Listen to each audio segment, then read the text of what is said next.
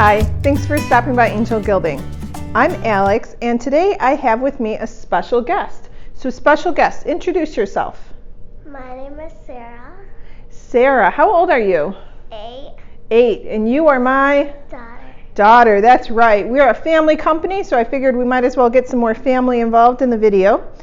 And Sarah's here to help us with a fun technique that is essentially drawing silver into a mirror. So what I mean by that is we are going to be using a permanent marker pen set to draw designs into the back of the silver mirror.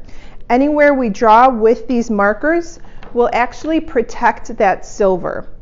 And then after that, we're going to go back once that permanent marker has had time to dry and remove the other areas. And we can do that in a variety of different ways. First off, I did want to mention that in this process, you are going to be working with the exposed mirror part. So if you're working with a mirror that you bought from the store, your first step would actually be to remove the backing paint from that mirror. So for that, you can use our mirror back removal kit. We're not going to go through that. We have actually a separate video, and I'll be sure to link that below and in the card above regarding how you would remove the backing paint from the mirror. But what we're working with today is a mirror that actually doesn't have that backing paint, which is also something you can purchase sometimes from local glass stores, is an unbacked mirror. So that's what we're working with today. And there's a lot of different ways we can draw this design, right? So you've worked in this process before. You've done a mirror with the permanent markers before, right? And so when you did a mirror before, you drew a design and then we removed all of the rest of it so that it was clear glass, correct? Okay. And then there's also some other techniques. I'll insert some photos here for you to see that you can also paint that backing if you want. Instead of leaving it clear glass, you could, paint it with a color or with one of our black mirror backing paints. If you wanted to utilize some of our antiquing compounds, that would be a great way to do it, so that wherever you have colored with your permanent marker is going to be protected. It's going to remain bright and silver. But then any of that other area that's unpainted with the permanent marker or not drawn on with that permanent marker, you can then antique with any one of our antiquing compounds. So there's a lot of different ways you can do this, and it's a great way to just have fun and experiment with different designs. So without further ado, what do you think, Sarah? Should we jump right in? Okay, so let's show you this process. We are going to be working with, of course, a mirror, so we have to think about mirror images. And this can get a little bit tricky, but the important thing to remember is that however you draw it, it will look the opposite, right? So you were telling me that you wanted to write, "You are beautiful." So we figured out a good technique where you can write the words on just a regular piece of paper with permanent marker. That's a good point. And then when you turn it over, you have your mirror image. So you would write it like that. So you'd write it like that, right? Because what would happen if you just wrote on the mirror like this? Then the mirror, that when you're finished, it would look like this. It would look backwards, you're right. Okay, so now we've got that in mind. And maybe if you were not feeling sure about your design, you could trace on a design, right? And we actually have a kit for that. There's a vinyl mask kit, and there's a whole section of our website devoted to vinyl masks, so that for somebody that doesn't have the artistic skills that you have, that wants to do this, they can use that vinyl mask. Sound good? Yeah. Okay.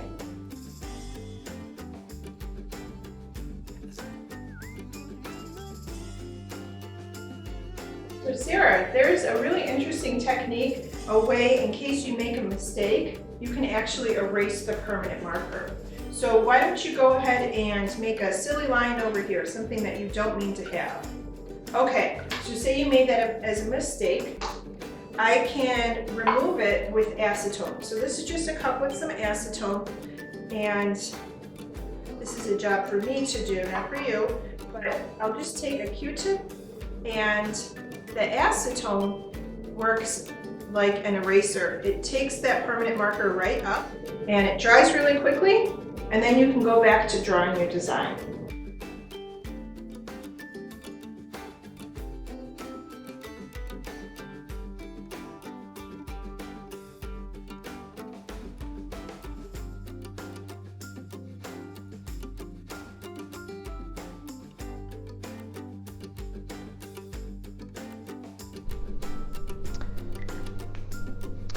Okay, are you all set with your design? Yes. You like how it looks? Yeah. Okay, so now we need to let the permanent marker dry completely. I recommend that you do that at least overnight.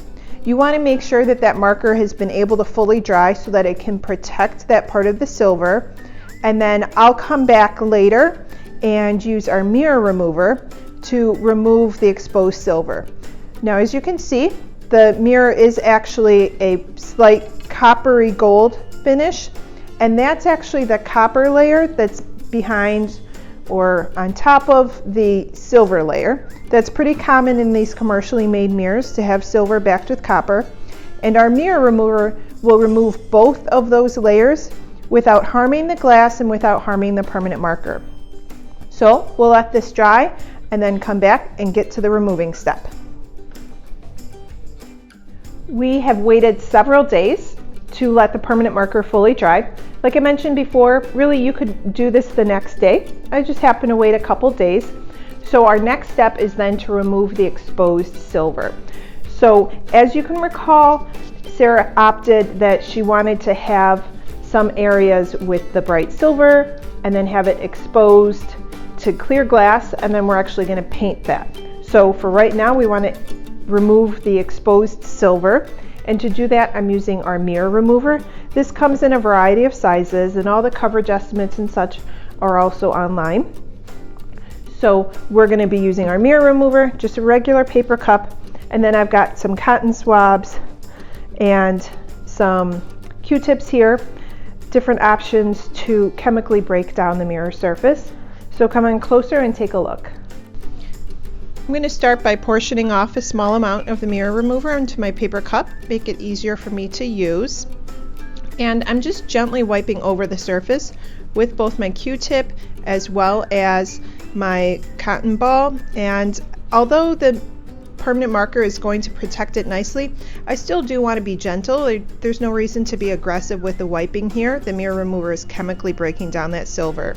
You can see that you apply the mirror remover and then you're going to want to go behind it and wipe it off. You want to make sure that that surface is completely wiped down, and then also that it's clean before you would proceed on to the next step.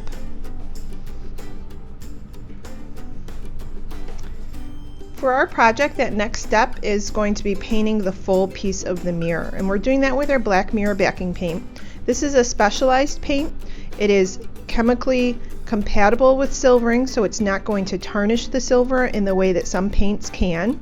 You can see I left that area in the center exposed silver, and that's because we knew that we were going to be coming back later and painting it.